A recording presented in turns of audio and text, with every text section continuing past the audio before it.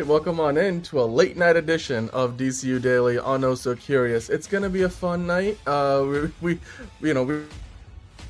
are here to have fun with you and talk to you about the news. Of course, you saw Kevin Feige and Zack Snyder on the thumbnail. Where's James Gunn? I don't know. I'm sure we'll talk about him too. But we have Marvel news, we have DC news. Of course, we're gonna talk about could Batman handle the heat in the desert plains. Robert Pattinson had a few things to say about his experience filming Dune. Of course, we have that report that there might be multiple Avengers Doomsday trailers. What does that mean? Also, I saw this. Simu Liu was like, I think I know what the movie is gonna be like, but I'm not really sure, implying that, obviously Marvel, as they usually do, things go through a lot of changes before they finally make it to the screen. Plus, Predator Badlands. We have got the critic score, Rotten Tomatoes scores are up, and we know what the box office projections look like. It's looking good. It's looking good. John's going to be talking about that. I'm sure he's happy on both of those fronts. And then, of course, like I mentioned earlier, we'll talk a little bit more about Zack Snyder, and he posted a pure Superman photo. What does that look like? Oh, it's on the thumbnail, so you know what it looks like. What does it mean? We'll talk about that and so much more, of course. And to do that, let's get the show started. It doesn't seem to matter what I do. I'm always number two. All right, Mr. I need to paint my abs on to get nominated. You don't see Robert Downey doing that. You're kidding. Robert You're Downey. kidding. I can't open the envelope without the... Warner Brothers is heading back into the Matrix with a new movie in the works. Wonder what other surprises are in store. I want to be Bruce Wayne. I like that. You're gonna love me.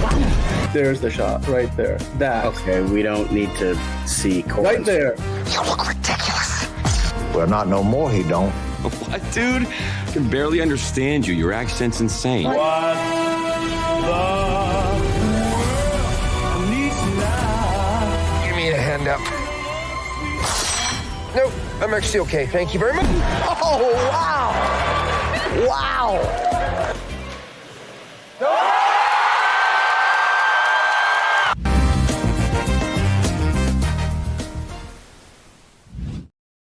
All right. Okay. Well, we've got a lot of news to get into today. And to do that with me, as per always, I've got John. How are you doing today? Oh, Doing pretty I good. think you're on mute. Oh. Yep. It's okay. Doing pretty good. My feet are cold though, so I like a cold room, like it nice and cold. But my John, feet we get just cold, went live. Now you're getting cold feet. Come on, man. I'm just okay. Yeah, no, we're not. No, none of that. Nope. I greatly apologize. I'm trying to fix my camera right now, and it's just not looking good. So trying my best. But anyway. Well, Morkatna's in the chat. Hello. Zack Snyder. Oh, sorry, I meant Caleb is in the chat. And then we got Hunter Iggy in the chat. Monique is here. Yes, Monique, I will give an update on Zelda's recovery. And we got Acres of Movies in the chat. Would you rather go to a live stunt show or True Lies or Wanted? I don't know what True Lies. Oh, For True Lies or Wanted. I actually don't know. That's a good question. That's a good one. I have to think about that. Enterprising is here as well. He was first in the chat. Hello to everybody watching live, and if you're watching after we have been live, then thank you for stopping by. Hit that like button if you enjoy the show. John, before we get started, just wanted to provide an update on the schedule of events. So I know we're starting really much later than we even usually do. So we're gonna do Tier List Tuesday on Thursday. So we're gonna make it a Tier List Thursday this week, simply because it's pretty late to start this show, and then it has a cascading effect on everything else. And then tomorrow, I've got some other meetings that I have to be at after the show. So basically, that means on Thursday after DCU Daily, we'll do a Tier List Tuesday on a Thursday. So make it a Tier List Thursday. It gives you guys a couple more days to maybe change your pick for the show. But then also on Friday, of course, we've got Fancast Friday. But that, means that we can devote all of our time today to DCU Daily. So as we usually do, John, we start off with the news. Now, the big piece of news that we're going to start off today is about Predator Badlands. It's a movie franchise. The Predator franchise was dead in the water. when Disney bought Fox. And then what's now known as not 20th Century Fox, but basically what is it, 20th Century Studios, or what do they call them now? It's not 20th Century Fox, but 20th Century Productions or Studios. They have now revived the franchise with Prey and then everything else that they've been doing. And here comes Predator Badlands, John. The box office is something that a lot of people are wondering. A return to the big screen for Predator franchise, is it going to do well? Now we have the projections, and they're looking at a $60 million global start, including a $25+ million start in US and Canada, so the North American market. Predator Badlands, it's not going to blow anything out of water in terms of like the biggest movies of the year. It's not even, like a $40+ million start like the streak that Warner Brothers had, but it's still a good start. Sure, it's not like even Tron Ares, where I think they started off with a slightly higher opening, but as long as it's rated well, and so far that seems to be the case as well. John, what do you think about these opening projections? 60 million worldwide, 25 million plus domestic. Those are promising numbers, and for a movie that's getting good reviews, which we'll talk about a little bit more in a minute, hopefully it will overperform on that. So what do you think about these numbers? Is this where you were expecting it to be, or is it higher or lower than where you were expecting it to be? Well, I think that's a very good, rough estimate. I mean, we don't know what the budget is, so it seems like I can imagine that it'll be, kind of. I imagined it would be less than 100 million. I don't think it was going to be that big, but I think this is a pretty good opening. I think that this is definitely something like kind of noteworthy to say, like, especially as it says it's kind of in a drought right now. Not a lot of big IPs coming out. This, along with you have Frankenstein coming to Netflix this week, and then on top of the fact, you do have Running Man coming next week, which isn't a big IP, but it is Stephen King, and it's Edgar Wright, and it's got Glenn Powell, so it's kind of like a good mix of things that people seem to like. So it definitely, I think November, and then obviously Wicked is the big obvious one. Oh yeah, Wicked, duh. I mean, that's sort of like, you don't even need to say that's of course going to alleviate stuff. But I'm just saying, like, in terms of right now, like the stuff that's going to be recent rather than like 3 or 4 weeks from now, I think things are definitely going to properly pick up. Exactly. Business is about to pick up. That's basically what it comes down. And then also, I mean, look, as far as the Running Man goes, it may not be a franchise, John, but it has all the makings of one. Like, if the Running Man is really good, it's easy to make a sequel out of that. Like, okay, is Glenn Powell in this one? Then you bring in somebody else, or maybe Glenn Powell ends up in the same situation twice. Well, if Stephen King allows it, he might not want to make a franchise out of it. So, I'm just saying, like, but anyway, we're talking about Predator Badlands, which is already part of a franchise, a troubled one in the past, but one that is well on its way back to glory, John, especially because when you look at it, we've got the first reviews. Let's talk about those, and the Rotten Tomatoes score got revealed as well. So again, this is a movie that's following. You got Killer of Killers that came out, Prey that came out. Both were in the 90s. Of course, the original Predator had a 65% rating in Rotten Tomatoes. So well, to be fair, that's not very that's not exactly a critical darling. So it's an Arnold Schwarzenegger movie. It's it's cheap. No, it's good. Totally, it's very good, but it's like it's cheesy 80s schlock. Yeah, like But hey, no, absolutely. But I mean, now this franchise, it's been on the up and up. With we're sitting at 86%. I wonder where it is now. I think we could probably click into it and find out. But if you look, just before we even do that, let's look at some of the reviews. The first reviews are out. This is what the Wrap said. They said the Predator Badlands rewrites the rules of the Predator franchise with exhilarating futuristic action and, more importantly, depth and character to spare. Which is great. That's a great review. And then if you keep on going here, we'll go through a couple more, and then we can look at the Rotten Tomatoes score.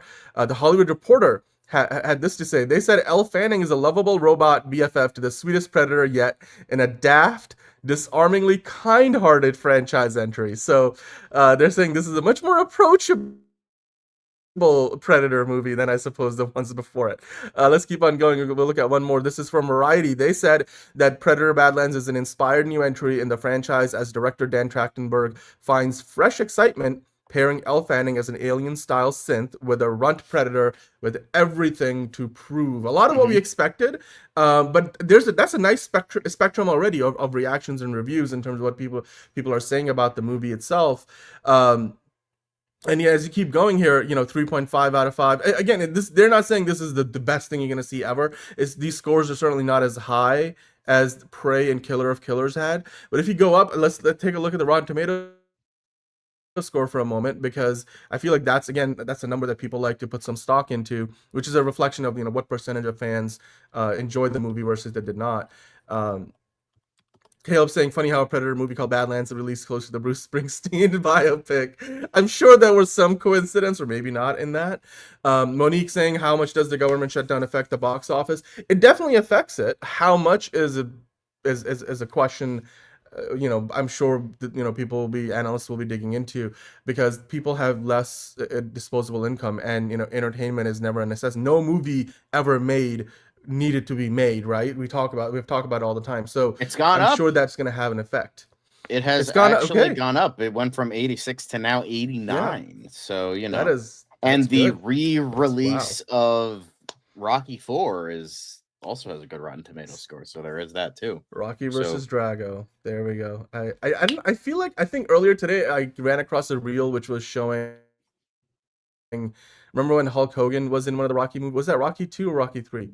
That was Rocky 3? What am I thinking about? Where Hulk Hogan's in the movie with Rocky. Yeah, no, he was in the beginning of Rocky 3, yeah. Rocky 3, yeah. I was like, and he's just doing a leg drop. I'm like, damn, Sylvester Stallone got effed up in that scene at least. 89%. That's not a bad score, John. I mean, do you think it's going to keep climbing? It's only 74 reviews. I'd imagine this number is probably going to double by the time, we get to next week, or next weekend at least. So that's a pretty good start. What do you think? Yeah, I mean, it's got 66 fresh reviews, 8 rotten. So let's see the fuckers that gave this a rotten review. Let's see. Let's see who gave. Ignore that stuff. Oh, Jason Flat. Oh, there you go. There's one. More like flat ass. Am I right? I bet he has no jiggle physics. He's just got the flattest ass. Fuck you, Jason. Get out of here. Let's load some more up. Rodrigo Perez, is that even your real name, sir? Fucking rotten. You know what? You're rotten, Rodrigo, up in here. Get out of here. Bullshit. Damon Wise looks like he ain't wise if he's calling this movie rotten. Get out of here. Damon, more like demon. Get at it. Wow. Okay. Well, Acres of Movies saying that Begonia was terrific. I enjoyed that. I haven't seen Begonia yet, actually, but you know what? That's good to know. I've heard good things about it. I'll probably go check it out. It looks very interesting. But Predator Badlands looks interesting, John, because this is look at that. There's a couple more. Polygon and AV Club. They hate every movie. I don't get it. Like, why does AV Club even go to watch movies? They don't give a shit about anything. Those fuckers are just like, we should. Damn. Okay, now who's being really mean and rotten? Goddamn. What do you have against AV Club? Shit. No, I seriously, AV Club can literally go suck it. Like, take their reviews, turn that son of a bitch sideways, and shove it straight up their candy ass. Because that's what AV Club. That's what I think about AV Club. Now I'm curious. I got to read more of their reviews because I feel like let's see if they.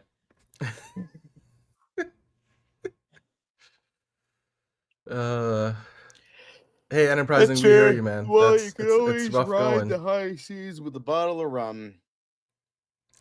Yeah, yeah, that's what I'm saying. I liked The Lobster, and then the next movie was The Favorite, which everyone was like on their knees for. So I'm like, all right, yeah, okay, there goes the charm of that. So I'm done. Favorite, pretentious period piece. Poor Things, pretentious porn parody of Frankenstein. Kinds of Kindness, pretentious something or other, and then Begonia is like pretentious, like alien invader movie. But I don't fucking know.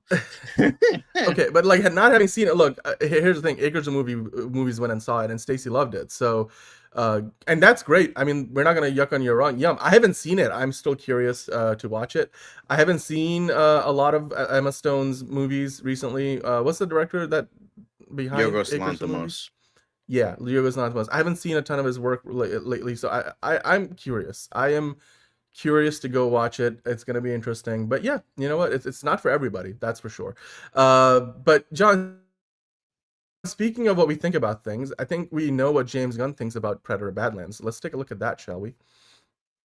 That's 90s thrillers could be a good one, but that would be like a really long list. We'd have to narrow it down a little bit, maybe. Terry Gilliam is my favorite pretentious director. Hey, that's a good take. Yeah, no, The Running Man is that. If there's one movie you want to watch this year or then this month, you want to go see The Running Man for sure. Hello, Antonio, and hello, M2G. Thank you for dropping in.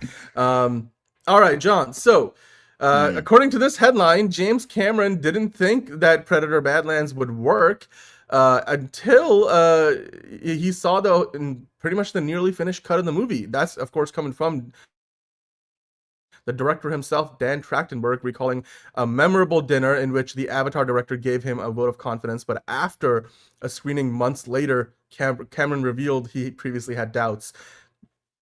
Is that surprising to you? Because even for somebody like a James Cameron who knows how a movie comes together, he wasn't really sure until he saw something that was more of a finished product that the movie actually worked.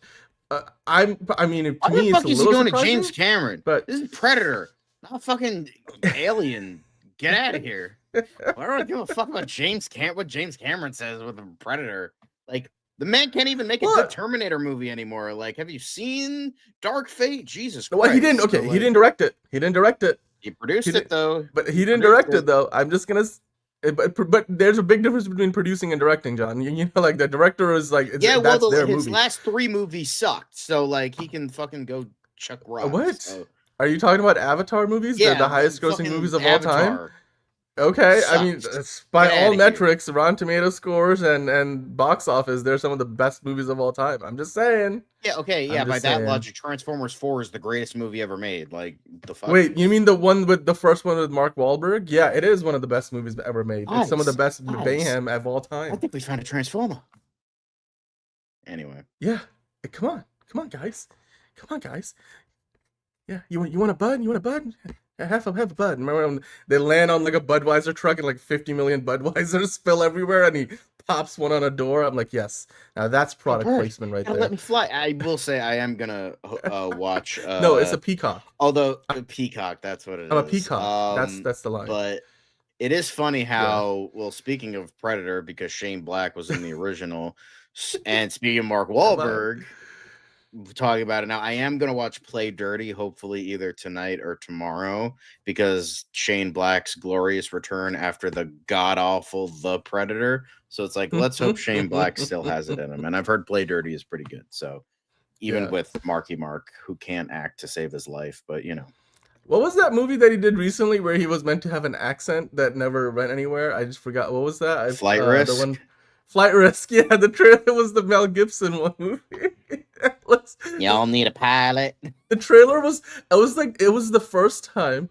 It was the first time I saw a trailer where I was pretty sure the trailer was meant to make me feel some tension and drama, but I just couldn't stop myself from having like this wry grin the whole time and then just laughing out loud in moments because I'm like, I don't know if this movie's meant to be taken seriously, but I'm just gonna laugh my way through it and that's fine. Like it was, yeah, exactly. It was so bad it was entertaining.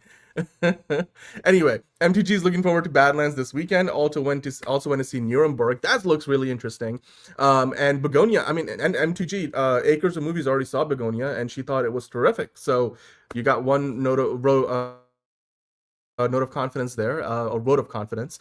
Anniversary looks interesting too. But I mean, that's a lot of movies. Hope you have like an AMC A-list pass. You know what? Marky Mark was amazing in The Other Guys. That movie was amazing. Boogie Nights and Departed. Down. I'm the guy doing my job. You must be the other guy. Exactly. Like, that Well, was John, just it looks one, like Predator Badlands is off to a good start. yeah. Didn't he win an Oscar for that, or at least get nominated for an Oscar for The Departed? Even though his role was much. I don't think so. I'm pretty sure. Wait, hold on. I feel like I'm right on at least one level there. Hold on. I'm gonna look this up. I think. Leo didn't even get nominated for The Departed because he got nominated for Blood Diamond instead. Yes, he did. No, but he did. Just. It's crazy. It's crazy work, but Mark Wahlberg was nominated for Best Supporting Actor for his role in The Departed, and he was nominated for Best Picture as a producer for The Fighter in 2010.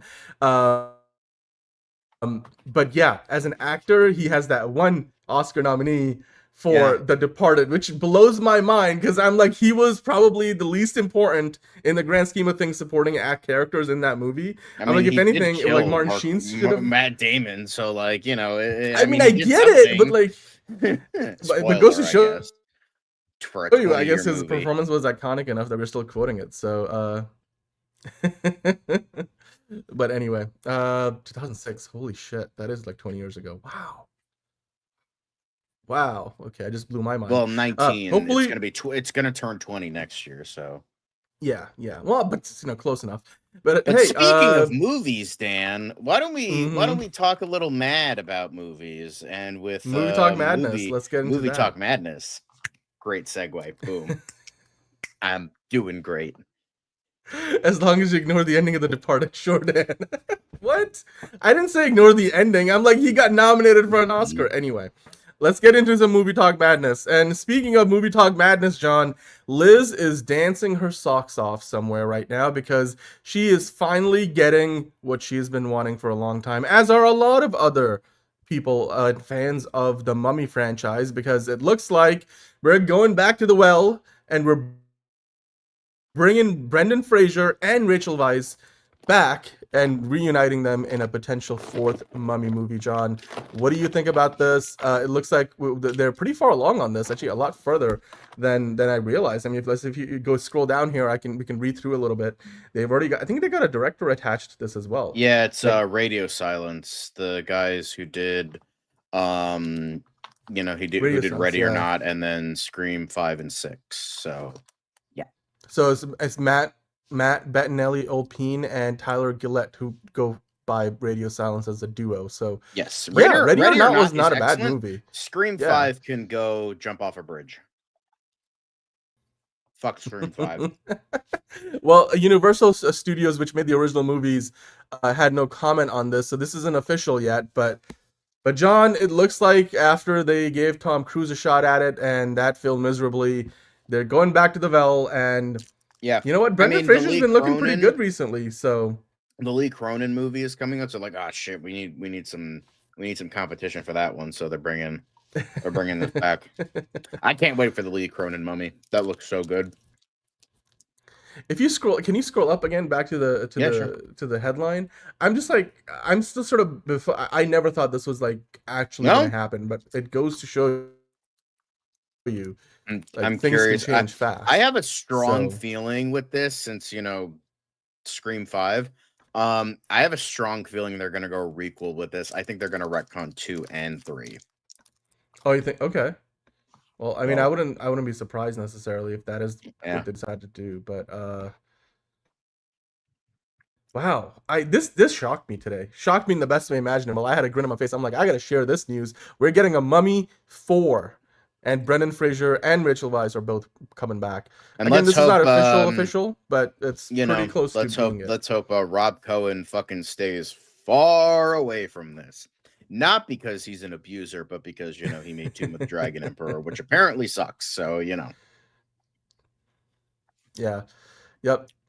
Well, miracles can happen, Enterprising, and indeed, it looks like we're getting one here. So let's keep on moving because we've got more Movie Talk Madness to talk about, John, especially because it looks like the madness might turn into Doom, but there might be multiple versions of it because Marvel, potentially, according to this report, they might have multiple different Avengers Doomsday trailers ready to go, and there are some details there. Let's go down a little bit and we'll talk about what they say in this article.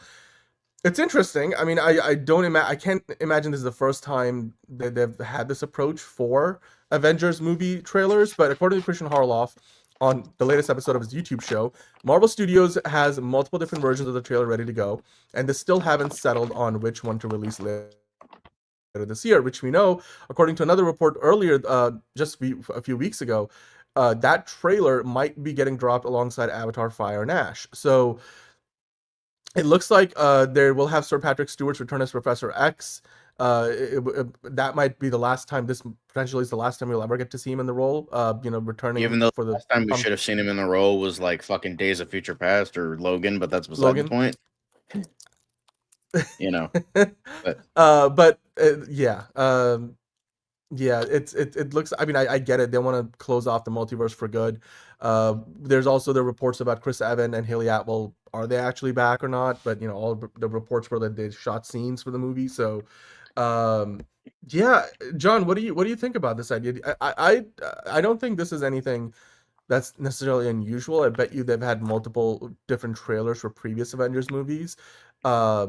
Because they want to, I guess, figure out like which direction they're going truly. And it might not be like the trailer looks completely different. It might be just like a few things are different. So depending on what they want to put out there, it's not surprising to me necessarily. But I mean, from a fan's perspective, I guess it would be surprising because you're like, why do you have multiple trailers? Have you not figured out what the story is? What do you think this means? Does this mean they're still trying to figure out the direction of the movie, or it's more just small variations in the trailer, and that's why they have multiple different editions? I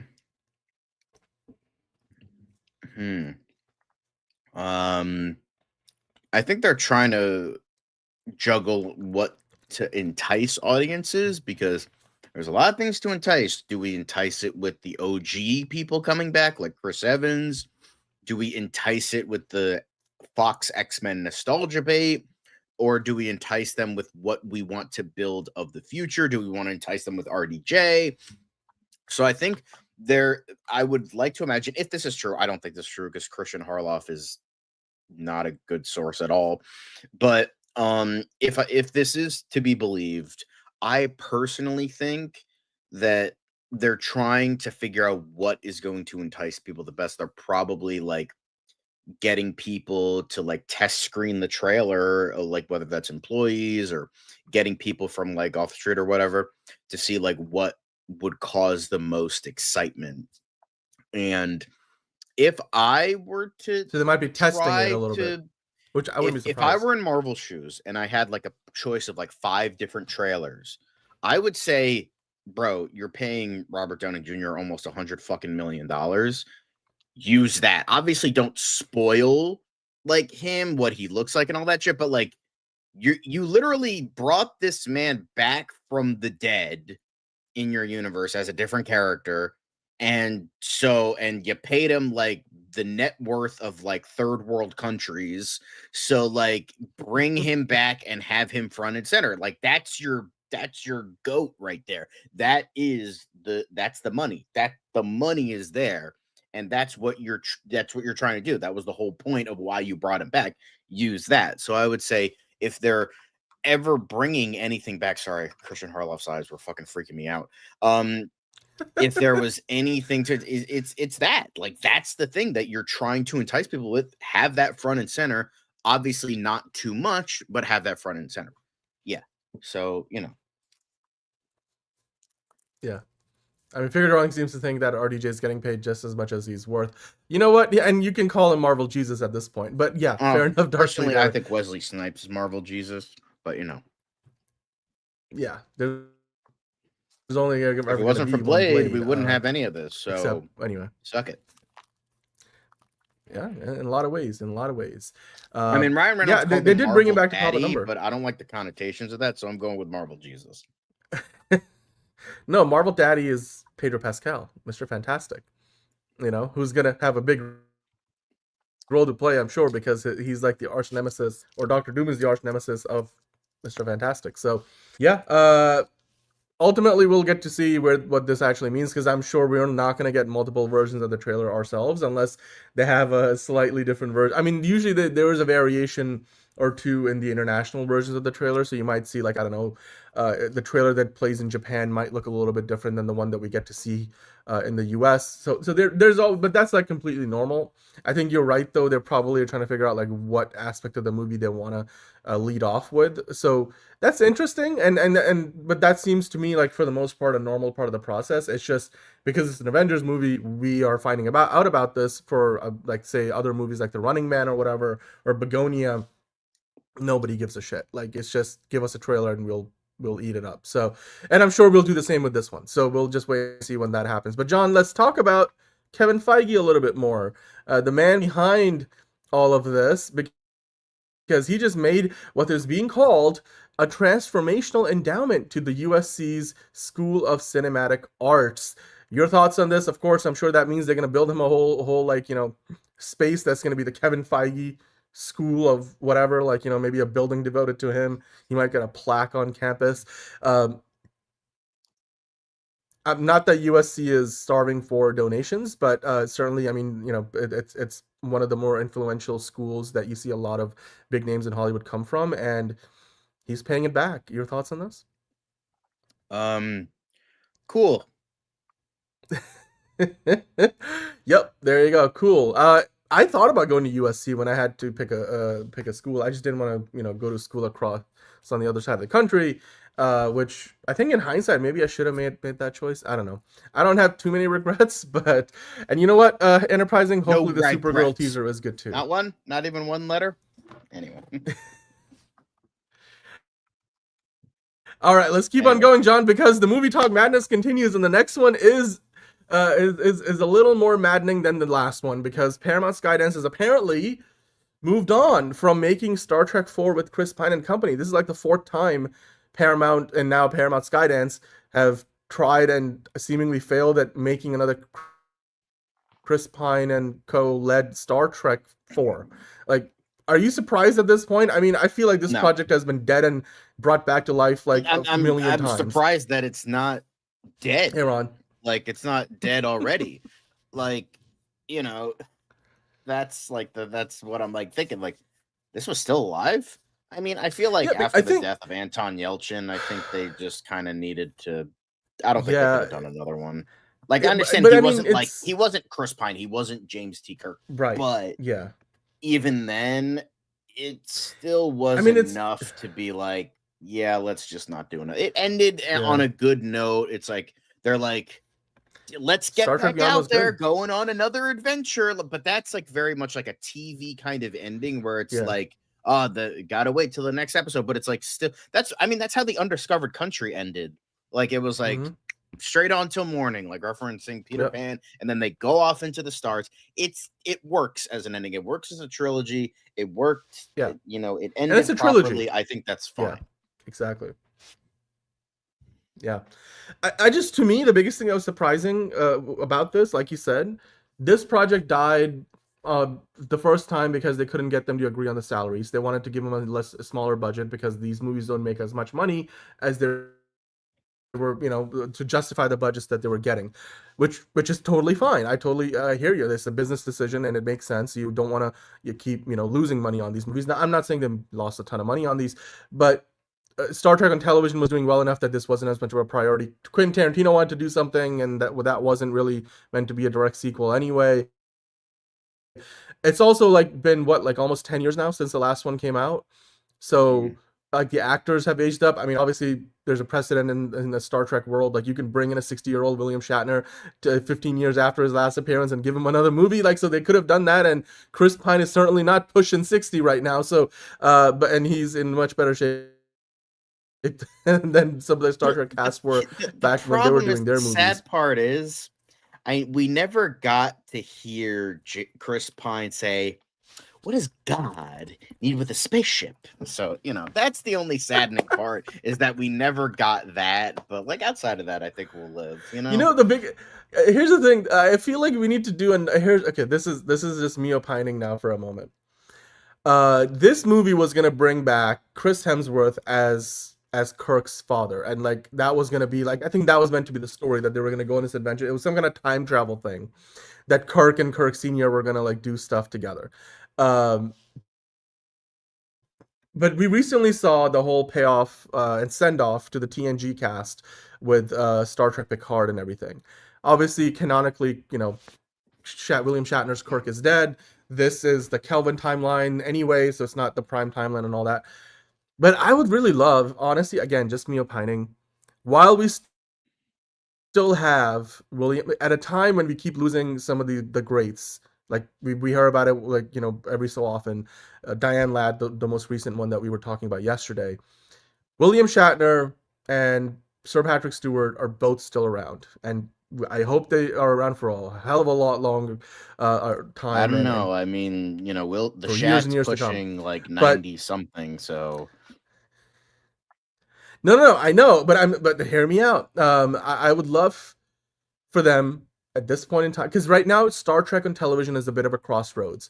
They've got probably one of the best Star Trek TV shows produced in the 21st century with Strange New Worlds, which is the flagship. It's got a few more seasons to go. Discovery just ended, which put Star Trek TV back on the map after a long time. You have, of course, some of the stars of the shows from the 90s still around and are back involved with the franchise. Jonathan Frakes is still directing episodes of Star Trek television. You have Sir Patrick Stewart still around and doing some acting work. And, of course, you still, like I said, have William Shatner kicking around. So I really, and Chris Pine is still, in his prime in a lot of ways, as well as Zoe Saldana is doing great stuff, and the rest of that cast. Zach doesn't have a career, but I don't think anybody really cares. So Well, didn't you have a TV show recently that got canceled? But what I was just gonna say is, why don't we just do like a Star Trek Generations crossover, like a true, I don't know how you make it work in canon or not. I'm sure with like time travel and universe hopping, they can figure it out. But I'm like, look, we don't have Leonard Nimoy anymore. We don't have Nichelle Nichols around, but I still would love to see a proper Star Trek Generations crossover. Is still alive outside of George Takei and William Shatner, Nichelle Nichols, Leonard Nimoy, Chekhov, I forget his name, Scotty, they're all passed on, so throw Takei in. Yeah, I absolutely no. I would love to see George Takei as well. He was one of my mom's favorite actors in back that era of Star Trek. So no, he doesn't direct. He doesn't act much. That's true. Jonathan Frakes mostly directs now, but obviously he's willing to get in front of the camera if he needs to.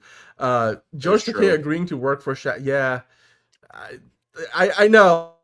Oh, I know but here I'm just saying again. This is just me opining for a little bit, or I guess this Dark Elite Eric said, Chris pining for a little bit. I would love to, because like the Power Rangers fan in me wants that Red Ranger crossover where all the Red Rangers come together. Like I want all the Kirks or all the captains of all the different Like I don't know, maybe just do a reunion at a Star Trek fan event or something, or at Comic-Con, but.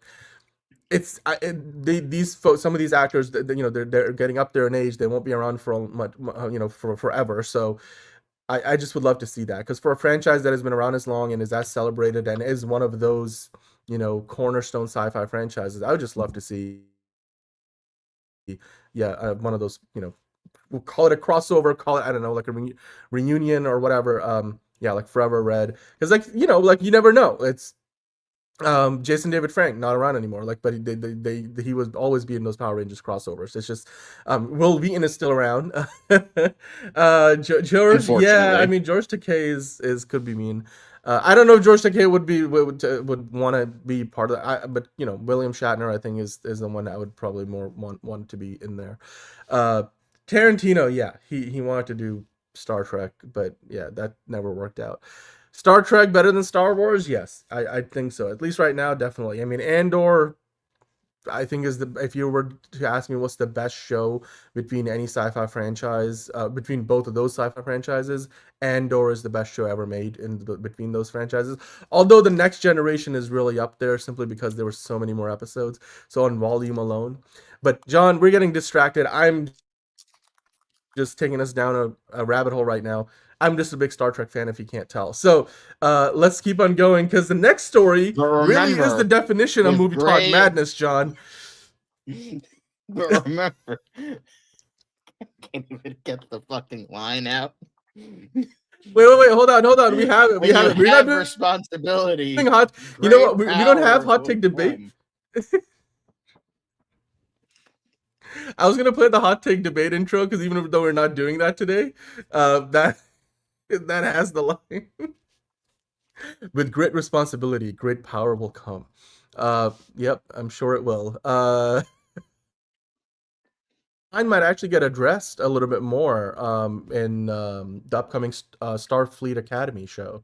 So yeah, and TNG, man, TNG forever, absolutely. Anyway, hey John, Movie Talk Madness. This is what Movie Talk Madness is made of. Madam Web was a box office flop, of course we know that, but apparently it became Sony's biggest streaming hit in 2024. What the hell does that mean? What the let's hell dive into it a is little bit, up John, with because this if you scroll airline down, food? Anyway. what's going on? If you scroll down a little bit, we can talk about it because they have a few details. It's one of those things where a movie just blows up on streaming after it failed at the box office. So according to Bloomberg, uh, that has prompted this whole situation has prompted Sony to study whether its fees should be based, at least in part, on how a movie performs online. Currently, Netflix pays a fee per film based on domestic box office performance. So obviously they probably got Madam Web for like $0. But since ticket sales aren't always the best predictor, the studio has now discussed, aka Sony, asking its next partner to share how many users start a film or finish it. I thought he passed away a couple of years ago. I thought Walter Koenig passed away. Okay.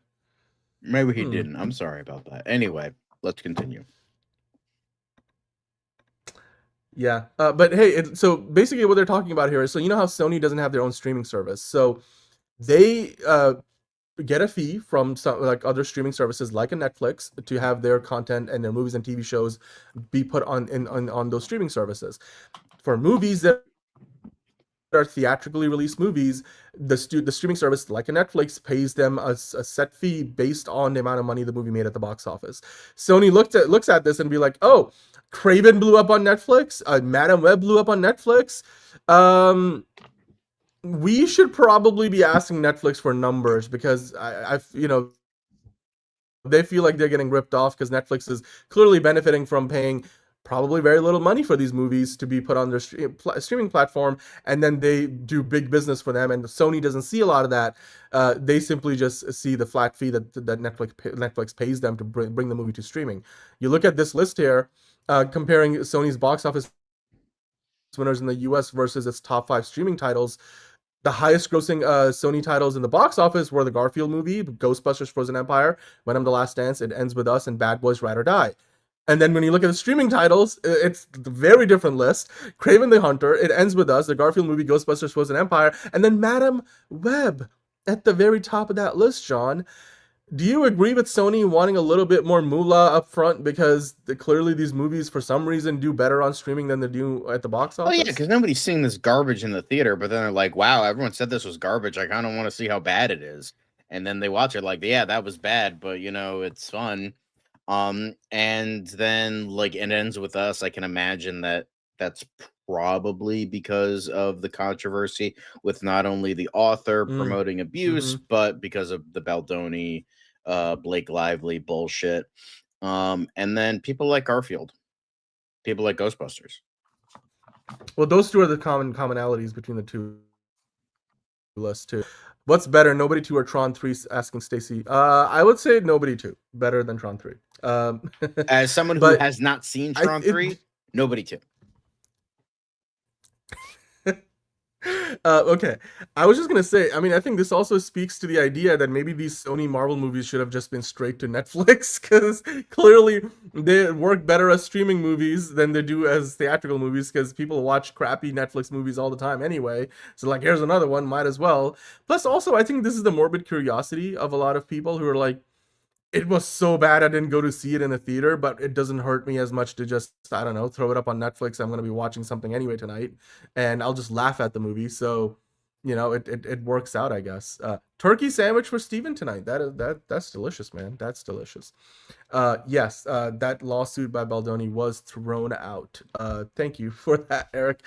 But hey, Movie Talk Madness, Madam Web was the highest streaming title the most profitable streaming title for Sony last year, even though it was one of the worst performing movies at the box office. So I guess Sony just wants a bigger, portion of their cut, which I don't blame them. So you guys let us know in the comments down below what you think about all of that movie talk madness, because coming up in a minute, we're going to be talking about some quick hits. Before we do, I know that some of you were wondering, and I think Monique specifically asked about an update on Zelda's situation. So how is Zelda doing? So today she went for her follow-ups, and well, as she was taken in, they took her. They had all the staples removed. So the staples that were there to help the scar heal from the surgery, those are all gone, and it's healing really well. And Zelda's doing pretty good. She was happy throughout that process, and then she went to, and this again, if you guys don't know who Zelda is my girlfriend's tricolor corgi. She's a Pembroke Welsh corgi. She's really cute. She's been on the show multiple times, and she's like the YouTube channel mascot here. But she was diagnosed with a tumor. They did surgery on her a few weeks ago, and she just had her staples removed today. She's doing well. She's still on steroids and anti-seizure seizure medications. So, there's a lot of sleepless nights because she's up at night because of the steroids. She's, always drinking water, having to go pee outside, stuff like that. So, but then she went to the oncologist after having her staples removed, which was a different animal hospital. So, and a lot of driving, but then they did a consultation. Apparently the tumor was cancerous, so they will scan to see if there's any other tumors elsewhere in her body next week. So we're hoping that nothing else like that is there, and she's free of any other tumors. But if she needs more radiation therapy, they'll just figure out like what the best treatment solution is for the radiation, depending on what the scans show. So hopefully, it will be all good news, but keeping our fingers crossed. And we just want to, make sure that she's around and has a good quality of life for as long as she is around and with us. So I'm sure she'll be back on the show in the not too distant future, but just wanted to give you guys an update on that. And yeah, we really appreciate all the thoughts and you guys is good wishes. So thank you for those. And yeah, she's doing better. She's if you were to see her, she's perky. She stays up all night and then she sleeps during the day. But it's so it knocks our sleep schedule off a little bit. As you can tell, like the streaming schedule has been affected by it too. But I'll keep you guys posted. Maybe I'll try to get her on one of the shows this week or next week. But because she's up, like she'll be up like at this time of night anyway. And she like throws toys at you and wants to play. So yeah, and thank you for asking for the update, and I'm glad I'm able to give you that. And I'll keep you posted. We'll keep you posted on what's going on there. So yeah, she's a nocturnal canine now. Yep, but she's getting the best treatment, and she's getting all the treats and all the best wishes, and I appreciate that you guys care so much. So thank you. Okay, John, with that, I think it's time for the quick hits. Let's dive into those, shall we? So I'm gonna hit that Bossa Nova elevator music. Let's talk about some more, I guess, movie talk madness in essence, because there's some crazy quick hits today. This was another interview. I saw this from Cinema Blend, and Lawrence Fishburne, again, saying he's been a Marvel comic fan since he was a boy, and of all the characters that he loved, as a younger man and even now, he would love to play Professor X. John, would you like to see Lawrence Fishburne as Professor X, as the new Professor X? Maybe I don't Patrick see Stewart it. could pass the torch to him. I don't see it, but I'm sure he would prove me wrong. So, yeah. I mean, I'd still, I would love to. I think he could do really well. Thank you, Enterprising. It would be cool to see him like as a Marvel character in like the MCU, but like obviously that's not going to go anywhere because we can't have nice things. So I guess Professor X is a nice little handoff, I guess. That's just me, though. You know what? I think Monique put it perfectly. If you can get Lawrence Fishburne, you should get Lawrence Fishburne. So, exactly. You can't go wrong with it, and I do not care that he was already in an Ant-Man movie because I'm willing to overlook that if he's going to be Professor X. So, he looks like a professor. Dude, come on. If you can have Morpheus as Professor X, I mean, look at that. That resume is already impressive, but it only goes like, there you go, Darklead Eric. Exactly what was. Imagine like you have Morpheus as Professor X, and then you have like Keanu Reeves as like Gambit. That would be cool. It would never happen. Yes, that would be cool. Years. But, I mean, dude, James Gunn needs to bring him in to the DCU because we know that there's a Keanu Reeves Constantine movie in the works.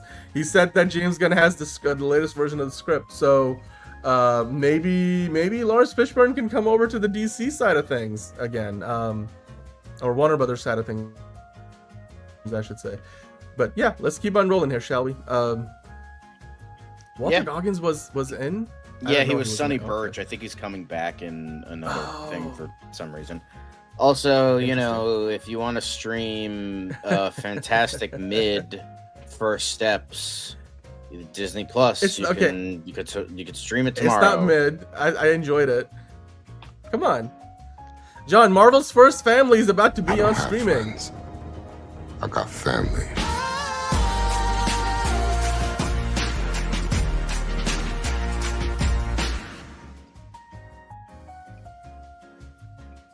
Cool. Any Rosam's Universal Robots Alex Proyas movie updates? Not on today's show, Stacy, but we'll keep an eye out. I didn't see anything, but I'll keep an eye out for that.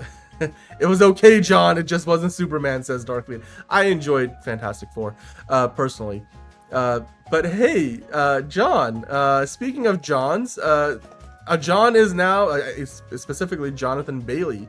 I think one of you guys mentioned this yesterday in the chat, but Jonathan Bailey was just named People's Sexiest Man Alive, taking over the title from John Krasinski. The 37-year-old British actor is now considered the sexiest man alive by People's Magazine. John, are you surprised? Because he's on the roll of a lifetime right now. I mean, he's running the gamut, and I'm sure my sister is fuming because she's like, I don't get it. I don't think he's a good actor, and I don't think he's attractive. So I'm sure she's fuming right now. But you know, as a younger brother, I live for that. So good. It's also, good for him. I think he's also the he's the first openly gay sexiest man alive too. So that's great for the LGBTQ community as well. So I'd love to see it. Unlimited budget. Biker Mice from Mars needs to like have like the budget of like $10 trillion. It just have be the biggest movie ever. Boom, there you go. Hell yeah. Although they are coming out with he wasn't in our fan cast for Batman. It's on they have an upcoming reboot on Fubo TV, I think it is. Biker Mice from Mars. So if people are interested in that, go check it out there. But yeah. Caleb seems to think this is a downgrade from John. Well, if it's such a downgrade, how about you fucking spell his name right, Caleb? I guess. Goddamn.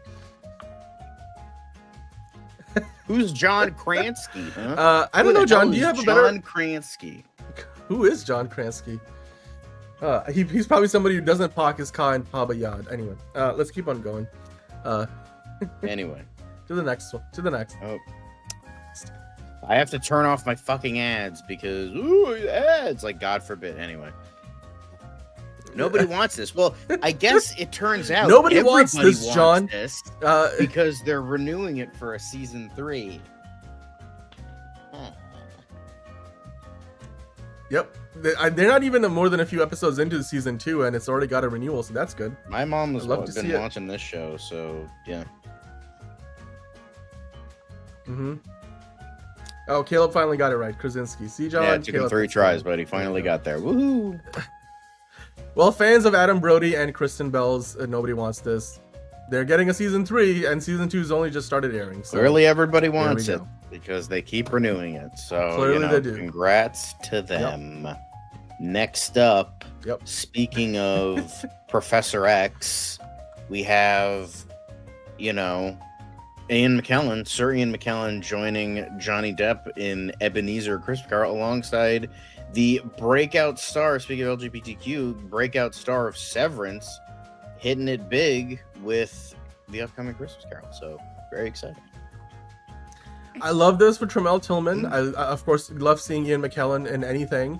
And it just adds, again, the more credibility and just makes it even a higher profile project because we know Johnny Depp has been on the outs in Hollywood for a long long time, but he's been making a comeback, and slowly but surely, this looks like it's going to be his biggest movie since, you know, all the controversy around and all the court case stuff that he went through. But yeah, according to sources, while not confirmed, Tremel Tillman will play the ghost of the Christmas present, but we don't yet know, I guess, what Ian McKellen will be playing, what character he'll be I can playing. imagine that Ian McKellen would probably play,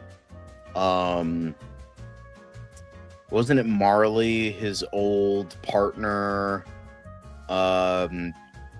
who died, who visits him, like, who says you're going to be visited by 3 ghosts? I think I would take a guess that's probably who Ian McKellen would play. He would probably play Marley. So yeah. Well, like, Maybe the Ghost of Christmas Past. Okay. I know for the Marley, Ghost of Christmas Past, it's usually played by a woman, but you know, it's neither here nor there. Like, trying new things, all that stuff. But you know, well, Jacob this is Marley, great. that was Ebenezer, A Jacob. Christmas Carol. I kept Johnny thinking Depp, Bob Marley. I'm like, no, that's not right.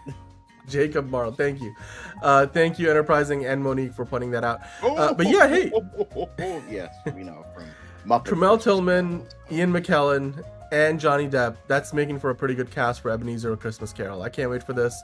And there's a lot of these Christmas Carol movies that this will be compared to, and they're off to a really good start with the cast that they've got. So let's keep on moving. I'm sure we'll get more news on this in the coming weeks and months.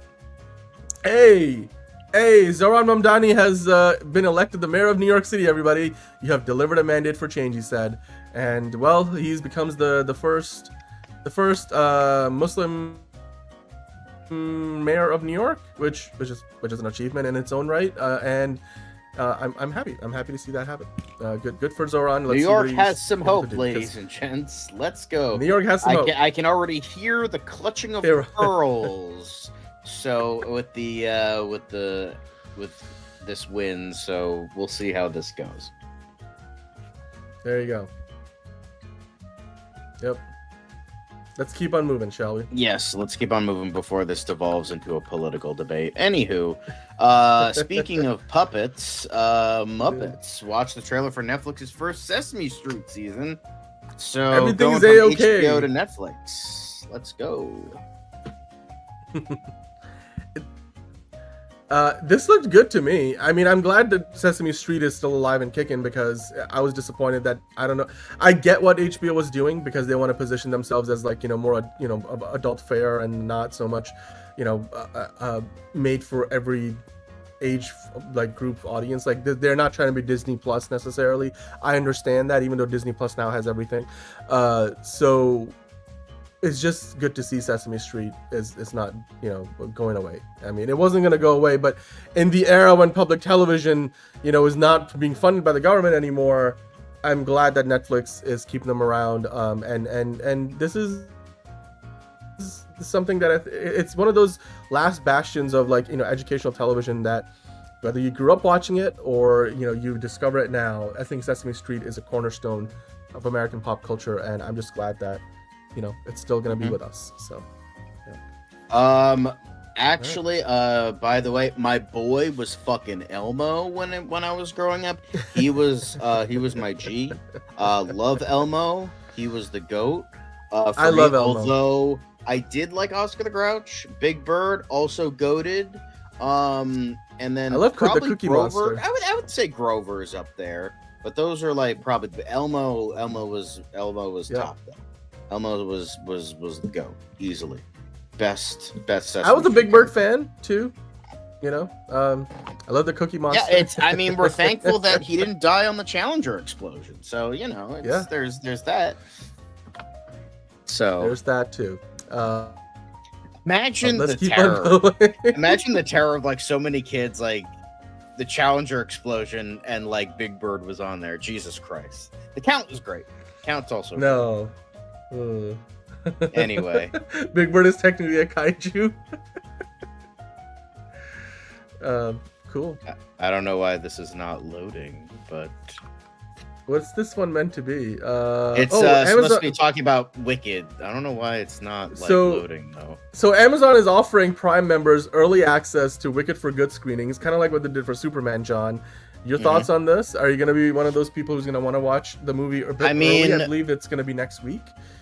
My mom is pretty excited for it, so I'm probably gonna go see it with her. So yeah, I mean, I'm curious about it because, you know, I thought the first one was fine. Like, it's pretty good. I don't think it's gonna cure cancer like everyone else fucking was like acting like it was. Like, what? Like, all right, calm down, bro. It's fine. It's perfectly okay, but it's like, Yeah. it's not the greatest thing ever. But it's a good time. Oh, and you know what, Eric? We actually talked about this yesterday. Cole Escola being cast as Bon Clay in One Piece Season 3. Yeah, and he's a non-binary actor. He goes by, well, they are a non-binary actor. And we were excited about that, actually. Yeah, we talked about it yesterday. But hey, the next quick hit we got here is Netflix is in talks to license video podcasts from iHeartMedia. We're not buying the Wrap because I already have. Well, this is the Bloomberg anyway. Everybody wants money. God damn it. Well, Netflix is in talks, John, to license video podcasts from iHeartMedia. Some of those podcasts will potentially disappear from YouTube. Your thoughts on this? I mean, video podcast seems to be the rage these days. Hey, gang. You know what's not going to disappear from YouTube? Liz's Try Not to Curse podcast, everywhere where you can find your podcast, and that's not going to disappear from YouTube. Actually, so you I can think go it's on subscribe Spotify. and watch. But it's hey, but Spotify as well, but YouTube, also on YouTube. Anyway, just saying. Anyway, but yeah, cool. I guess I would hate to see things disappear from YouTube since, you know, that's free. But yeah, cool. I guess. Yeah. No, this the video podcasting is all the rage these days, aka we're here. Let's keep on going. Stephen Colbert knows late night faces challenges, but the format still seems indispensable. He said there are fewer of what you would call third spaces in our life, not your home, not your work, but some other place we get together. The Late Show host says that, you know, even though late night shows are not doing also that hot right now, they're still that third place. They're like the restaurant where Jerry Seinfeld and his friends used to hang out in. It's like the coffee shop where our friends and friends used to hang out. It's just that place where people get to have that conversation and have fun and you know, not feel like they need to be judged for it. Well, I guess that's not so much the same these days. But anyway, John, your thoughts on what Stephen Colbert said? He also kind of mentioned that, you know, his side of the street is clean with regard to his show being canceled, even though it was a top-rated late-night show. And I am okay with him saying that. He clearly is not like here to antagonize anybody. He's like, look, I did my best, and my conscience is clear. I like what he said. What do you think? Yeah, seems interesting. I mean, I'm not gonna watch anything, but like that's cool, I guess. I enjoy Stephen Colbert's brand of late night television, so I hope that he gets a deal with like a Netflix or something, because yeah, he needs to stay on air. Maybe he goes to YouTube, or you know, like has his own podcast. That's a lot of folks have been doing that of late. So yeah, and he did it his way or my way. Anyway, let's keep on going to the next. Yes, let's keep on rolling. Oh boy, this yeah. Speaking of not getting the message, Coca-Cola, after their last debacle with a holiday ad that was AI generated and clearly AI generated, they seem to have doubled down on it, John, because their entirely AI generated holiday ad for 2025 is sparking the same backlash as anybody would have expected it to. But the company insists that the genie's out of the bottle and you're not going to put it back in. What was so funny about this? Because I read like some of what they said. They're like, well, the craftsmanship has become better, so it's gonna look better. Like thinking like that was the problem we had with it. Right. No, the problem we had with it is you're taking jobs, you're taking art away from hardworking people to make a shitty ad that looks like shit no matter how you turn it. The craftsmanship, it's better. Okay, it looks better. Cool. It's better at stealing people's jobs and stealing people's art. But like, okay, go off, I guess. Fuck off. Go to hell. Pepsi's better anyway. Fuck you. Yeah. Pepsi has Dr. Pepper. So like, eat a dick. I'm sure that will taste good too. But hey, Coke doesn't have money for Apparently not. Dark Lead Eric, I think you said it right. They're at this point doing this I think they're doing this literally for just the social media like attention, because any like, attention is all good attention. I publicity guess. is So, good like it's publicity, marketing. I guess. So. Like fucking losers. Yeah, exactly. Anyway. There you Let's just fucking Yeah. move on. go. Oh, gross. cool. The Walking Dead. God damn it. All right, Walking Dead universe. Iconic The Walking props Dead and universe- memorabilia fetches 1.97 million in auction. Who's paying $2 million for this garbage? Really? You like a feed like a foster home or something. Like, but no, like you doing this shit. Like, all right, over a fucking mid TV show that should have ended after season 5. Get the fuck out of here. That they're never gonna kill that, because that's basically the lifeblood of AMC Plus at this point. But hey, yeah, people keep forgetting this franchise is still kicking around and kicking. Yeah. Somewhere. Yep. Sure, Anyway. I guess. Anyway. Yep. Nation's Dumbest game show in the works at Fox from BBC Studios. Okay, like we needed a reminder that most people are fucking dumb. Great. Cool. John, Nation's Dumbest. I there's already a Nation's Dumbest TV show. I call it The News. And I seem to run across. No, it every I call it day. the White House. Yeah, there's plenty of dumb to go around. They're not gonna have a hard time finding contestants for this game show. Anyway, yeah, have mercy, indeed, have mercy. The crickets are getting real wild tonight. Let's keep on rolling. But David Beckham, apparently he was good enough to be knighted. Cool, I guess. Sir David Congrats. Beckham, John, bend it No, like fuck Sir that. No. Beckham. Speaking of He AI couldn't be imagery, prouder hello, after what the receiving fuck is knighthood down from King here? Charles. We're looking for men who have an extra. Like, what is with these fucking ads, bro? What is this? This dude can kick a ball real good. Give him a fucking knighthood. Okay. All right, cool, I guess. Bro looked like he Apparently was the leather suit that he wore plastered was over a designed by his mannequin. wife. All right, sure. Costner for the next Bond villain would be nice. It just depends on what they want to do with that. Yeah, reboot Bend It Like Beckham. Bend It Like Sir Beckham. Let's keep on going, shall we? Anyway, I don't care. Anywho, oh god, what is with the... I'm not using Edge again. Fuck this. I'm using That you're using again. I don't- Edge? Fucking. Why are you edging this us, John? Microsoft Edge, which by the way is Anyway. the worst name for a browser. I gotta download like Firefox. Man, bro, fuck off. Okay, anyway, we gotta reload the page.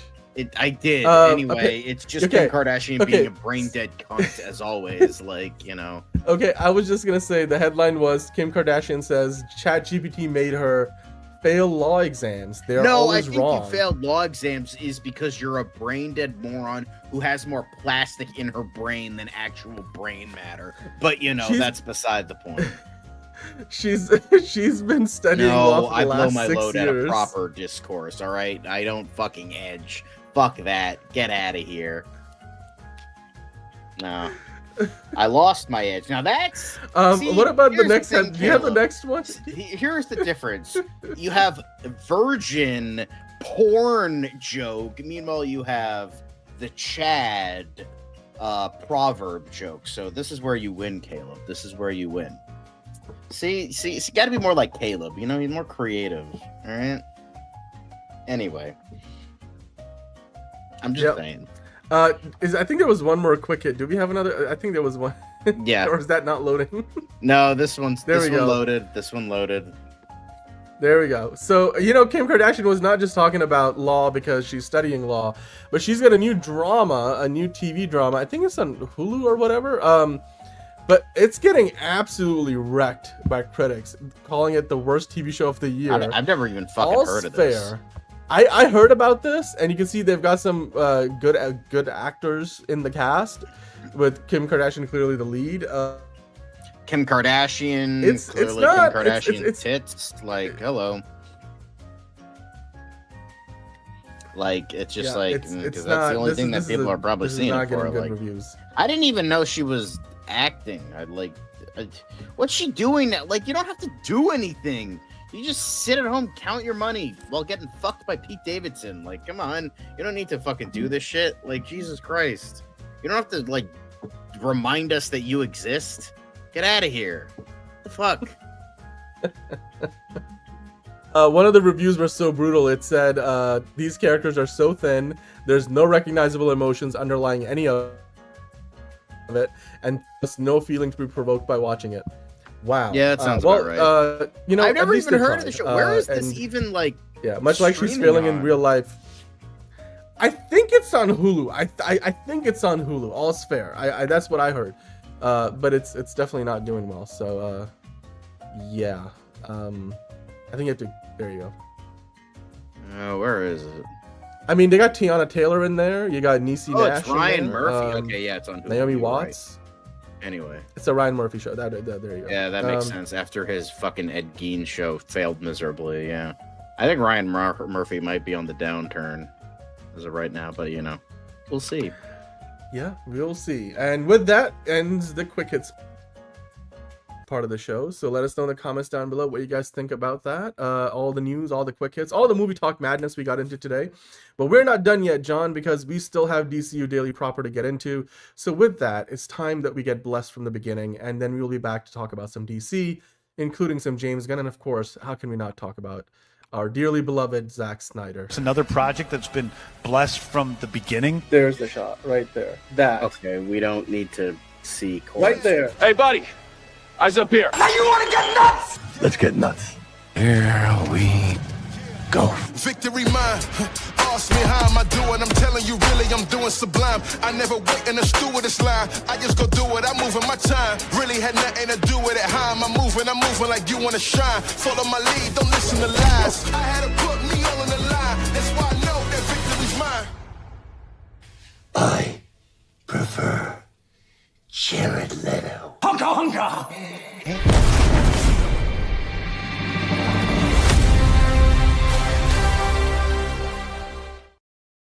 All right, welcome on into another episode of DCU Daily. It's gonna be fun. We got a lot to get into, and you know, including the beloved cult leader, unintentionally or intentionally, according to Caleb, of course. Honka honka, indeed. Yeah, there's gonna be some interesting bits of news today. The quickest were fun. Now we got some DC talk. John, how are you doing? What are you most excited to talk about? I'm excited to talk about anything other than the merger and Zack Snyder. Anything outside of that, I'm cool with. Well, I know that today we have got not as much stuff as yesterday, because yesterday we were just like sitting on 3 days worth of news, but we do have a little bit to get into and some really interesting things. So let's start off here with something that I think we touched upon sort of yesterday, because it was from the same interview. Ariana Greenblatt and Justice Smith are both in the new Now You See Me, Now You Don't movie that's coming out soon. And they were both asked about like what comic book character she would like to play. And Justice Smith was like, I wasn't really a big Marvel person growing up. And so he sort of wanted to talk about DC. He did mention like, would I play Spider-Man? Maybe something like that. But then, you know, he wasn't really sure, and the host came back with like, well, Tom Holland's Spider-Man. He's like, oh yeah, that's true. And Miles Morales, I don't know when we're ever going to get that live action version of that character. So Ariana Greenblatt mentioned she would love to play Catwoman, and we talked about it yesterday, and you can see here on the graphic, Justice Smith wouldn't mind playing Beast Boy in the DCU, John, because specifically I think they were both talking about which Teen Titan characters they would want to play. We talked about Raven potentially as well yesterday for Ariana Greenblatt. Now, Justice Smith has been a part of a bunch of franchises. He's been in the Dungeons and Dragons movies. He's been in the Jurassic World movie recently. He was in the Detective Pikachu movie, which may or may not ever get a sequel. Do you think that he would be a good pick? I mean, he's now in the Now You See Me franchise. Like, would you want to see him in the DCU and potentially as Beast Boy? I don't see it personally. Could he do an okay job? Yeah, but I think there are better better actors for this character, and I do think he's a little bit too old. It's not like it's not like, oh, 40-year-old is Beast Boy. No, nothing like that. But it's just like, I think he's a little bit old. I think there are other characters I think in both Marvel and DCU would be better as. But personally, I just can't see it. But that's just me. Well, it depends. Yeah. It depends who the Robin is going to be. That's going to be like helming the Teen Titans because we don't know if we're going to be getting Damian Wayne and Brave and the Bold anymore. So if we get Damian Wayne, they might ship Damian Wayne and Raven, or they might make it a love triangle thing with Damian, Raven, and Beast Boy. But if they're not making it Damian Wayne, then, you know, we might do something with Tim Drake or Dick Grayson, who knows. But I think personally he could do he could probably be okay, but I have like a ton of other actors I think would be better as Beast Boy than. Yeah, that could be like Lucius Fox or Luke Fox. I think he would be a good Luke Fox. It's just he needs to be less whiny in movies. Just like kind of be a little bit less whiny, and that should be cool. Okay. I mean, look, I wouldn't mind seeing Justice Smith in many roles. Maybe we could do a fan cast Friday with him in it. That would be interesting. But yeah, Beast Boy, I can buy it. I can see it. You know, it just depends again, like where they're going with the Teen Titans script, if that's still in the works or not. So I guess we'll have to just wait and see. But John, we'll also have to wait and see what happens with the Batman Part 2. But it looks like Robert Pattinson might be showing up to the set next year a little on the tan side, because he's just spent a bunch of time in the desert. And there's two headlines we're going to talk about, and both of them make it sound like he had two very different experiences. Because here in Deadline, the Robert Pattinson said apparently that filming Dune 3 in the hot desert, his brain wasn't operating. He did not have a single functioning brain cell. But then if you go to the next article, which I think is from the Hollywood Reporter, that had a much more positive outlook, where Robert Pattinson says that he found the desert heat relaxing while filming Dune Messiah.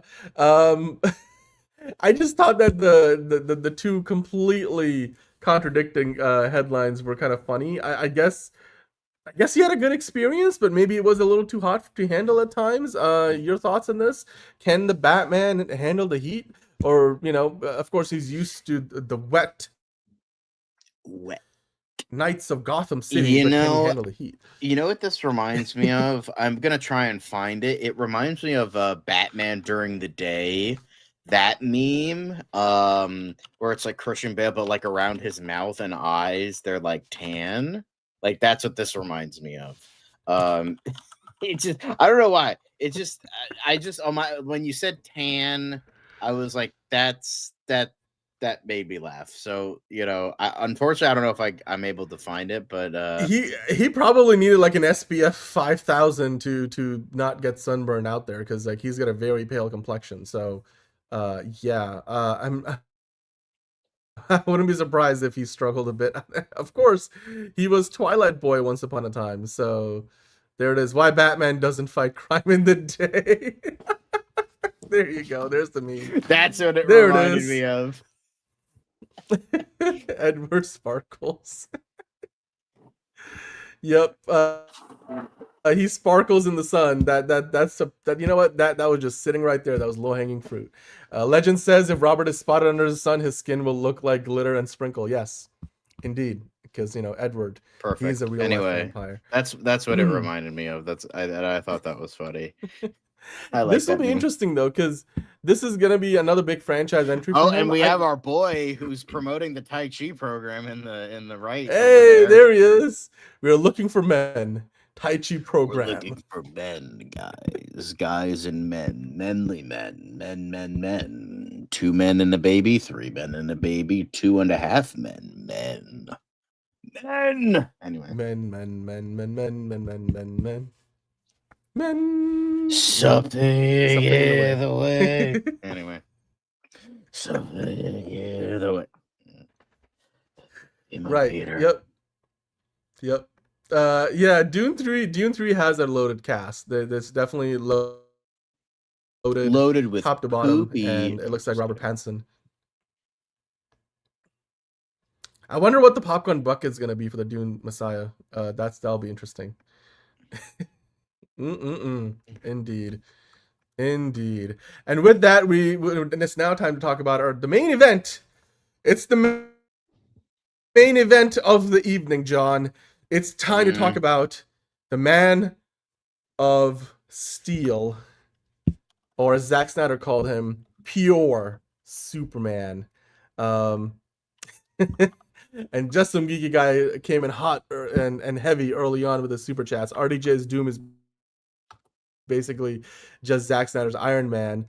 And then from the planet Laxiton, faster than a plunger, smellier than a sewer, it's Man of Steel. Well, I'd like to, still call him the Man of Steel, but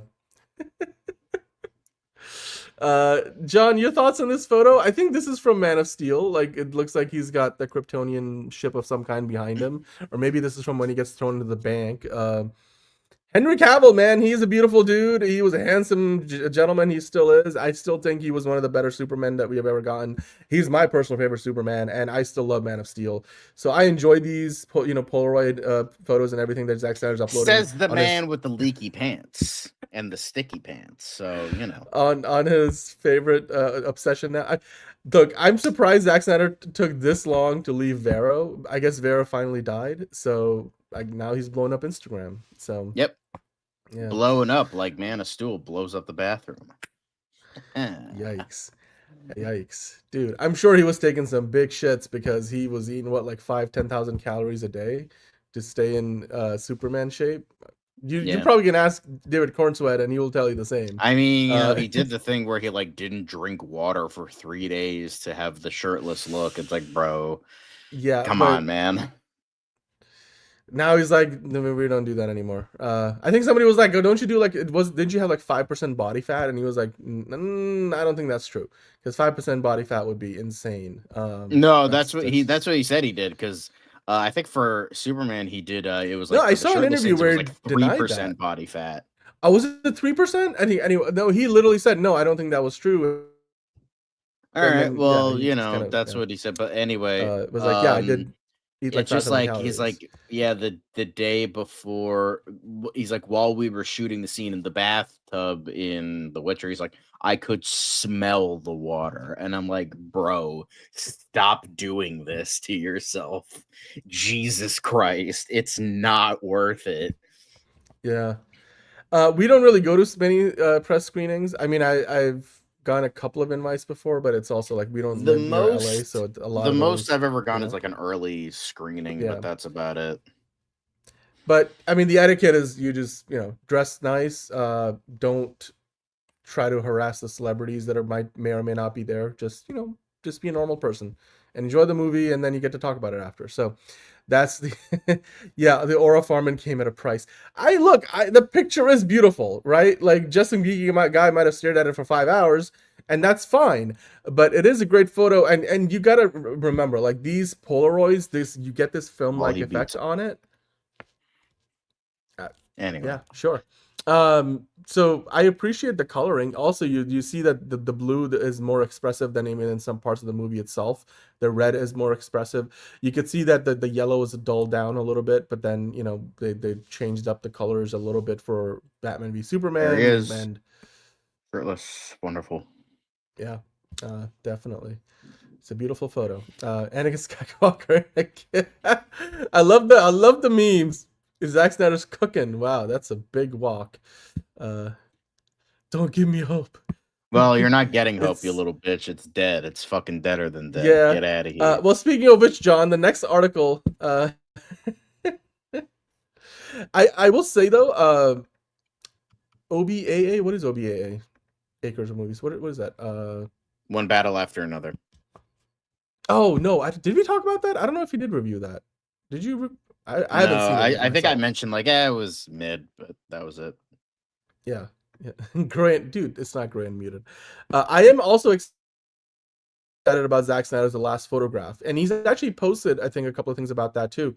Rebel Moon Part 2 was terrible, so I'm more excited about The Last Photograph, which is a personal passion project for Zack Snyder. I think he's at his point in his career where he gets to do one or two of those, and I'm fine with that. So, and he does post photos from his other movies. He's been posting other photos from Army of the Dead and other movies that he has done. I think he even posted a Watchmen photo with Carla Gugino in it. I stared at that photo for a little while. But anyway, let's talk about Zack Snyder posting all these DC Justice League related DC photos. Does it mean that if, let's say, Netflix does potentially acquire Warner Brothers, because they are exploring it, that they would restore the Snyderverse, John? What do you think? Do you think that No. Zack Snyder posting all this and Netflix looking into buying up Warner Brothers Discovery, will they restore the Snyderverse or will they No. keep the DCU around? No, they won't, because the thing is, the only people that have not moved on from the Snyderverse are Snyder cultists. That's literally it. Zack Snyder has moved on. Henry Cavill has moved on. Jason Momoa has moved on. Ben Affleck has moved on. Gal Gadot is off, I don't know, killing kids or something. They have all moved the fuck on from this franchise. Even if, let's say, all the stars align perfectly, well, for these people, not for the rest of us, but if let's say it, Netflix has the money, which they don't. They're like fucking 20 billion in debt, but that's beside the point. They have the money to do it. They're gonna buy Warner Brothers. They buy Warner Brothers. They fucking, all right, cool. We have Zack Snyder in his, contract. They have this and that. Henry Cavill is going to be in his 40s. Ben Affleck is going to be in his 60s. Gal Gadot does she even still have a career anymore? Like Jason Momoa is in the DCU. Like none of them, like Bray Fisher is the only one that's probably on board because he fucking doesn't have a career anymore because accountability over entertainment and all that. Well, I'm not saying that's a bad thing. That's a good thing that he did that. It's but just he also things nuked that his worked career out the way because of it. So there's that. Yeah. But it's just it's just they're too old, and like for the stories that I think Zack Snyder wants to tell, it's like maybe he can do like animated shit. But even he has said, I don't want to go back to DC. I don't want to come back to DC. I want to now. Obviously, things change. He said that Dark Knight Returns things like what was it now 2-3 years ago? He's like, I'll only come back to DC if I do a Dark Knight Returns adaptation. Maybe things change, maybe, but like. It's a lot of maybes, it's a lot of contradictories, it's a lot of backpedaling, and it's just the logistics don't make sense. Like at the very most, you'll get Justice League 2 and 3 as animated films, and then that's it. Like that's all, because that's all he wanted to do. He just wanted to do those 5 movies, and that's it. He wanted to do Man of Steel, BVS, those 3 movies, and boom. If he finishes that, cool. But that's it. That's all we're getting. If like all the stars align, if everything comes out perfectly, then that's all you're gonna get. And then they're gonna move on because what else is there to tell? No, it's even from Zack Snyder's point of view. What is there to tell? Those are the only things he wanted to do. So it's that's the thing. It's like I don't think we're gonna go back to that DC. Like that ship has sailed. Honestly, right? It's as much as I was one of those people who wanted to see that world continue because I thought there was, some redemption potential there. Like do another Man of Steel sequel or do a movie with Henry Cavill back as Superman. I would have loved to see that. And I would say the best thing to do, even though he's I think a little bit young, maybe you could just like dude him up with makeup. Have an Elseworld story with Henry Cavill as the Kingdom Come Superman. That would be like perfect. Right. I think that would be great. It would make sense. Like have like instead of like doing all this, just have like a sort of neat like bow on everything. Just like if you can't do that, like at the whatever they decide to do for the future, whether WB gets merged with Netflix or Paramount Skydance or whatever the hell it is. I think I'm just saying this as a general thing in terms of bringing back the actors. The only thing I feel like you can really do is like have them come back for like a Kingdom Come adaptation. It wouldn't be maybe not. It could be canonical to the DCEU, maybe not, but like essentially do that and then boom, there you go. I think that would be really cool. But like outside of that, I don't think they would want to. Everyone has moved on. It's just, the Snyderverse people are just stuck in their own heads and refuse to let go. So, yeah, they do suggest in this article the idea that maybe DC Studios might benefit from potentially bringing in Zack Snyder to do some sort of like you said, like an anime or something that allows him to finish that vision that he has, and then that could be more of like, okay, so we did it. Now you see there's something there, and there's no more to it than that. Whereas right now, because then at least there'll be one less thing of, oh, it's unfinished and you didn't let him do his thing. Well, I bet you if they did even do an animated thing, that they could convince like Zack Snyder would be able to bring back some of the actors to voice their roles, because like they always spoke really highly of him, like the actors he cast in the roles. So I wouldn't be surprised if like Jason Momoa, Henry Cavill, Ben Affleck, Gal Gadot, even a potential, I don't know about Ezra Miller or not, but maybe Jared Leto, obviously, he's supposed Joe Manganiello, whatever that ends up entailing, Jesse Eisenberg and Amy Adams and everybody else. So that would be something they could potentially do. But right now you can clearly tell DC Studios, like, they don't have like quite Kate Blanchett with the budget. Like, they don't really have that. Like, they're being very conscious with the money they're spending, to the point where they're like, we're not gonna do a whole Marvel Studios like fanfare intro for our DC Studios logo and everything, because it just costs a lot of money that we don't want to spend on those. We'd rather spend that money on, I don't know, marketing Clayface.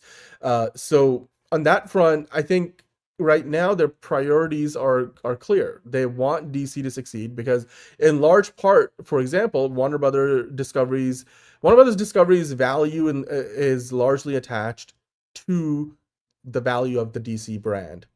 And therefore, I think DC Studios is operating clearly with a very little margin for error. So they can't really afford to go out there and spend money on stuff like this. Maybe post-acquisition, whoever ends up buying Warner Brothers Discovery, and wherever DC ends up, whether it's under Netflix's watch or with Paramount Skydance, or with an Apple or an Amazon or whoever, or a Comcast even, I think this would be something that might become more of a possibility down the road. Obviously, Zack Snyder's working on the Warner Brothers lot right now on the 300 TV show, 300 adjacent TV show. I think it's a prequel, maybe. And then James Gunn's office is on the same lot, so they've clearly met, and they're friends and they're supportive of each other. So I don't see like it's not like that's a burned bridge that they need to worry about. So I would say that's probably the most. And again, a lot of you guys are pointing out the idea that these actors are getting older. So I don't think, Ben Affleck, for example, I think who said it? I think it was Enterprising said it, that Ben Affleck nowadays, with artist equity, he wants to work on his movies that he can have ownership over. Very actor-friendly production company that he's got running with Matt Damon, and that's what he focuses on. Gal Gadot, I mean, she's having a hard time finding roles right now, but so I'm sure she would appreciate the option. But she's still got a few things lined up.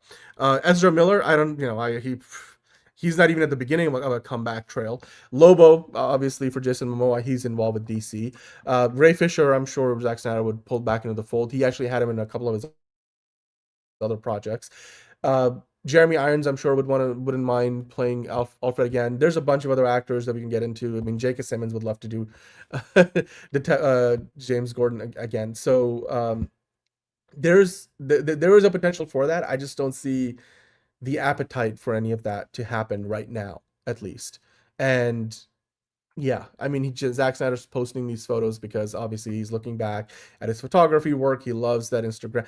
If anything, I appreciate that Zack Snyder's using Instagram the way Instagram was originally meant to be used, not for reels, but for actually posting photos. And he's posting some, and all else aside, I love the photography. Zack Snyder's has got a good eye for composition and lighting.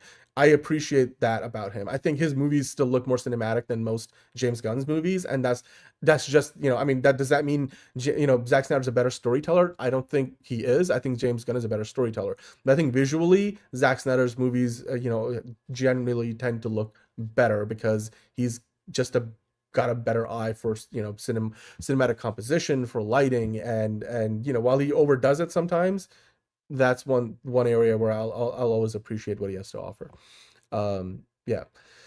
Well, with that, I guess we can leave it there. We'll have to just keep an eye out and see if there's any developments. I mean, I know some of the Snyderverse fans are like, remember before they did the whole Snyder cut that Zack Snyder was doing these watch-alongs for Man of Steel and Batman v Superman and stuff, and then all of a sudden they made the announcement after one of those watch-alongs that we're doing the Snyder cut. Is that going to happen again? I just don't know if that will, because we live in a very different world. So John, like you said, maybe they can do something animated, but even that I don't think is going to be a priority for DC Studios right now. But it might change if new ownership comes in and for some reason they want to look back into it. So we'll have to just wait and see if and when that happens. But hey, that brings us to the end of the show. It's a late night here as is. So thank you guys for tuning in. I remember at the very top of the show, if you guys weren't watching at the time, I mentioned because it's pretty late and we started out really late tonight, we're gonna hold off on Tier List Tuesday tonight and then do it as Tier List Thursday. So we'll do it on Thursday night after DCU Daily. It looks like right now the voting is still in favor of Warner Brother Discovery suitors, so that will be the topic.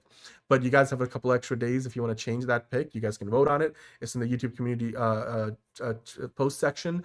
Also, John, I think we're going to be putting up, if you haven't already, the poll for Fancast Friday. So then you guys can vote on that as well. So make sure to go check that out in the YouTube community post section. But thank you for tuning in. It's been a fun show. Yeah. And anything else to add to that, John? Tip your waitress. And also fuck Jeff Snyder. No, I think that's a bit early. I know, but just I remembered it now.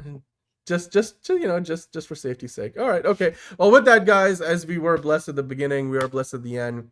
Thank you for watching. Hit the like button on the way out. Hit subscribe if you're new. We are here 5 days a week. We promise. We're trying to get back to that 5 days a week schedule, and then hit the notification bell so you know when we go live. We'll be back tomorrow with another show. Until then, go out there, watch a movie, come back to it, and talk to us about it tomorrow. We'll see you then. And good night, good day, good luck, evening, good luck, and have a good day, night, week, Already said everything. Peace out. It's another project that's been blessed from the beginning. There's the shot right there. That. Okay, we don't need to see. Right there. Hey, buddy. Eyes up here. Now you want to get nuts? Let's get nuts. Here we go. Victory mine. Ask me how am I doing? I'm telling you, really, I'm doing sublime. I never wait in a stewardess line. I just go do it. I'm moving my time. Really had nothing to do with it. How am I moving? I'm moving like you want to shine. Follow my lead. Don't listen to lies. I had to put me all in the line. That's why I know that victory's mine. I prefer Jared Leto. Hunka hunka!